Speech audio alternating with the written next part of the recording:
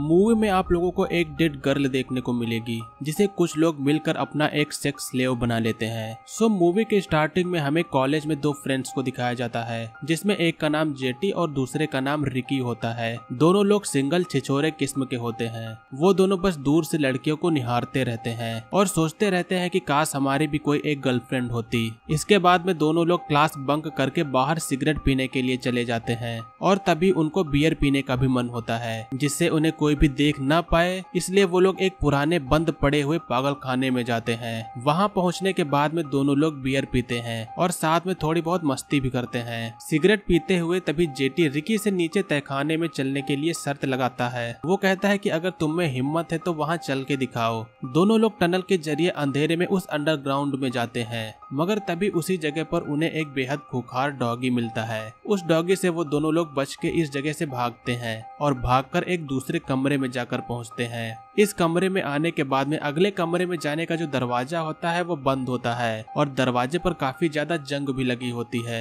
जिससे ये लगता है कि यहाँ पर काफी दिनों से कोई भी नहीं आया है। जब वो दोनों लोग इस दरवाजे को खोलकर दूसरे कमरे में जाते हैं तो वहाँ पर एक औरत स्ट्रेचर पर लेटी हुई पॉलीथीन में पैक होती है और वो लड़की पूरी तरह से न्यूड भी होती है, जिसे देखकर जेटी और रिकी दोनों लोग हैरान हो जाते हैं। उन्हें लगता है कि ये शायद मरी हुई है, मगर उस औरत की सांसें चल रही होती हैं और उसका सर भी मूव कर रहा होता है। जेटी उस डेड गर्ल के ऊपर से प्लास्टिक को हटाता है तो जेटी को ये औरत बहुत ब्यूटीफुल लगती है। रिकी जेटी को ऐसा ना करने के लिए रोक रहा होता है। वो कहता है कि हमें यहाँ से निकलना चाहिए और चल के किसी को मदद के लिए यहाँ पर बुलाना चाहिए, मगर जेटी रिकी से गुस्सा होकर उसके मुंह पर मुक्का मार देता है और ये कहता है मैं जो कर रहा हूँ मुझे करने दो। जेटी रिकी से कहता है कि अगर तुम ये सब नहीं चाहते हो तो तुम यहाँ से जा सकते हो, जिसके बाद में रिकी यहाँ से गुस्सा होकर चला जाता है। रिकी इस सब से बेहद ही ज्यादा गुस्सा हो जाता है। वो अपना गुस्सा गन चलाकर उतारता है। अगले दिन जब रिकी फिर से उसी जगह पर जाता है तो जेटी रिकी से उस बात के लिए सॉरी बोलता है। जेटी ये भी कहता है कि वो डेड गर्ल कल रात नींद से उठी थी, उसने मुझ पर हमला करने की कोशिश की थी, जिसके बाद मैंने उसके सर के ऊपर कई बार मारा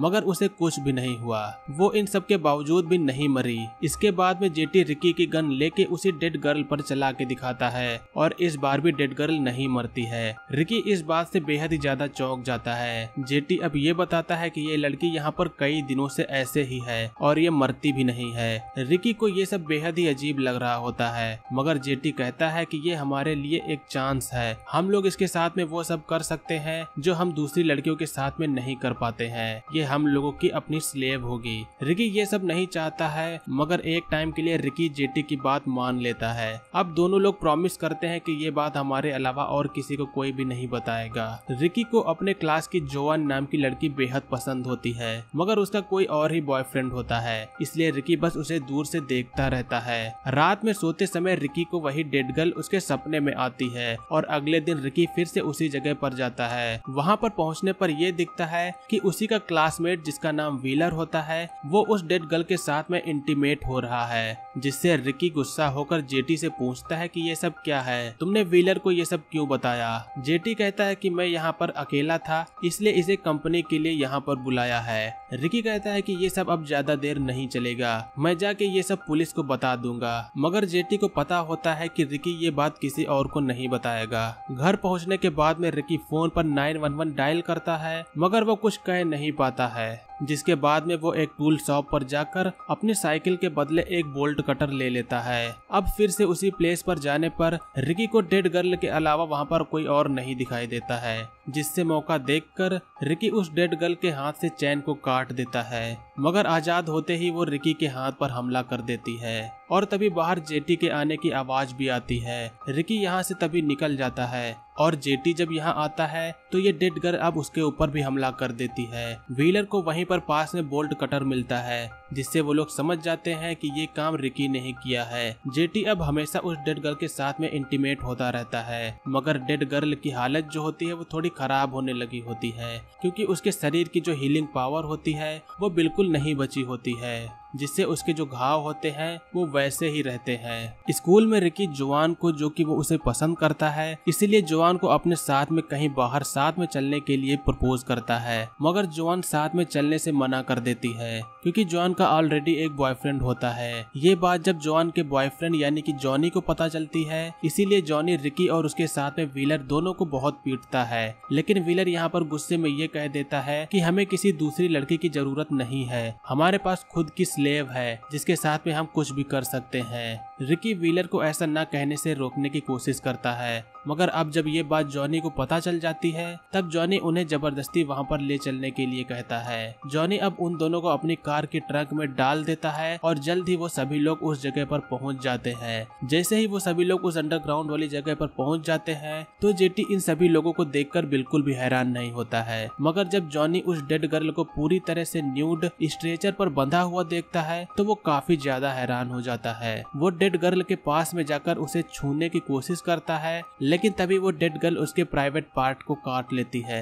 जॉनी अब गुस्से से दर्द में कराहते हुए ये कहता है, मैं ये जाके पुलिस में बता दूंगा। मगर जेटी ये कहता है कि क्या बताओगे तुम, एक लड़की के साथ में तुमने रेप करने की कोशिश की जिसके बाद में उसने तुम्हारे प्राइवेट पार्ट को काट लिया। इतना कहने के बाद में जॉनी अपने साथी के साथ में यहाँ से चला जाता है। जब सभी लोग वहाँ से चले जाते हैं तो जेटी उस डेड गर्ल के होठों पर लिपस्टिक लगाता है, मगर तभी वहाँ पर वही खूंखार डॉगी भी आ जाता है। जेटी उस डॉगी को देखकर पीछे हट जाता है और वो जो डॉगी होता है वो उस डेड गर्ल के ऊपर चढ़ जाता है, मगर वो जो डेड गर्ल होती है वो अपने दांतों से उस डॉगी को काट के मार देती है। और ये सब देखकर जेटी काफी हैरान हो जाता है। स्कूल में जॉनी की तबीयत अब बेहद खराब होने लगती है क्योंकि उसको डेड गर्ल ने काटा होता है, और जब वो टॉयलेट में हल्का होने के लिए जाता है तो उसकी आंतें भी उसके साथ में बाहर निकल आती हैं। अगले दिन जॉनी का साथी ड्वायर अकेले उस अंडरग्राउंड वाली जगह पर जाकर उस डेड गर्ल को चाकू की मदद से आजाद करने की कोशिश करता है, मगर तभी वहाँ पर जेटी आ जाता है। ड्वायर जेटी से ये बताता है कि इसकी वजह से जॉनी की हालत काफी खराब हो गई है, वो इस डेड गर्ल की तरह काफी बदबू भी कर रहा है और ये हो सकता है कि इसी के काटने की वजह से ये हुआ हो।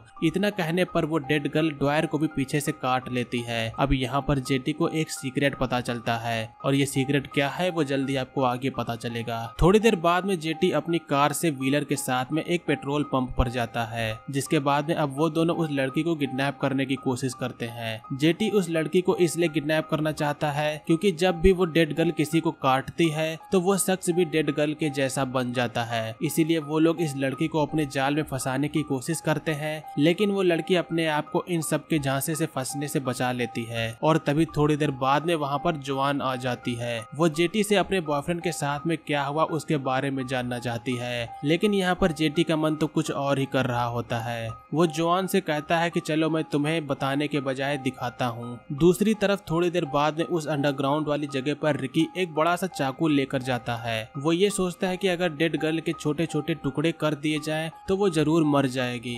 अब जब वो अंदर पहुंचता है तो डेड गर्ल उसे बंधी हुई दिखती है और वो जो कमरा होता है वो कई सारी चमकदार लाइटों से जल रहा होता है, मगर तभी रिकी को उसी डेड गर्ल के पीछे जॉन भी बंधी दिखती है। रिकी उसे खोल के यहाँ से निकालने की कोशिश करता है, मगर तभी जेटी आ जाता है। जेटी यहाँ पर रिकी से कहता है, अब यहाँ तुम्हारा सपना पूरा हो सकता है, तुम हमेशा से जॉन के बारे में ही सोचते रहते थे, अब ये देखो वो तुम्हारे पास में ही है, तुम इसे भी अपनी स्लेव बना सकते हो। रिकी मगर ऐसा नहीं चाहता है, वो उसको बस यहाँ से छुड़ा देना चाहता है। व्हीलर तभी जॉन को गंदे तरीके से छूने की कोशिश करने लगता है, मगर रिकी जो होता है वो बार बार व्हीलर को ऐसा ना करने के लिए कह रहा होता है, मगर फिर भी जब व्हीलर अपना हाथ नहीं हटाता है तो रिकी गुस्से में आके व्हीलर के हाथ को काट देता है। जेटी को नहीं लग रहा होता है कि वो उस लड़की जिसने रिकी को आज तक कभी भाव नहीं दिया उसके लिए किसी को नुकसान भी पहुंचा सकता है। इधर जॉन जब बंधी होती है तो धीरे धीरे वो डेड गर्ल के हाथों से रस्सी खोल देती है और खुलने के बाद में वो डेड गर्ल सीधा व्हीलर को काट लेती है। रिकी जल्दी से जॉन को छुड़ाकर यहाँ से भाग निकलता है। जिस रास्ते से दोनों लोग जाते हैं वो रास्ता आगे से बंद होता है, जिससे दोनों लोग फिर से वापस आते हैं। ये जो डेड गर्ल होती है वो आजाद होने के बाद में बेहद खुंखार हो चुकी होती है। वो जेटी के ऊपर भी हमला करके उसके होंठ को काट लेती है। इसी सब के दौरान जेटी किसी तरीके से वही चाकू जॉन की पीठ पर मार देता है। अब जॉन रिकी के सामने धीरे धीरे मरने वाली होती है। रिकी बेहद यहाँ पर दुखी होता है। जेटी दूसरी साइड से कहता है, अगर तुम जॉन को बचाना चाहते हो तो तुम जानते ही हो कि तुम्हें क्या करना है। और ये सीन यहीं पर एंड हो जाता है। वो जो डेड गर्ल होती है वो भी यहाँ से भाग चुकी होती है। अब इसके कुछ दिनों बाद में रिकी को स्कूल में दिखाया जाता है, मगर वो अब खुश होता है। उसकी खुशी के पीछे भी एक रीजन होता है। जब नोआह मरने वाली थी तो रिकी ने उसे भी डेड गर्ल से कटवा के इन्फेक्टेड कर लिया था, जिससे जॉन भी अब डेड गर्ल बन जाती है और यहीं पर इस ज़ॉम्बी मूवी का एंड होता है। आप सभी लोग सोच रहे होंगे कि ज़ॉम्बी तो इसमें दिखाया नहीं गया, तो फिर ये कैसे ज़ॉम्बी मूवी हुई। दरअसल ये जो डेड गर्ल थी यही ज़ॉम्बी थी, जिसके बारे में जेटी को डॉयर के काटे जाने पर पता चल गया था। और रही बात ये कि ये गर्ल इस जगह पर आई कैसे, तो ये एक पागलों का हॉस्पिटल होता है और ये हो सकता है कि कई दिनों पहले डॉक्टर इस पर रिसर्च कर रहे हो, जिसके बाद में ये गर्ल एक डेड गर्ल बन गई हो। सो दोस्तों, ये थी हमारी डेड गर्ल मूवी का एक्सप्लेनेशन। उम्मीद करता हूँ कि आप लोग को एक्सप्लेनेशन पसंद आया होगा। अगर आप लोग को एक्सप्लेनेशन पसंद आया तो वीडियो को लाइक करेगा, चैनल पर नए हो तो सब्सक्राइब करेगा। आज की वीडियो के लिए बस इतना ही, मिलेंगे अगली वीडियो में। तब तक के लिए बाय, जय हिंद।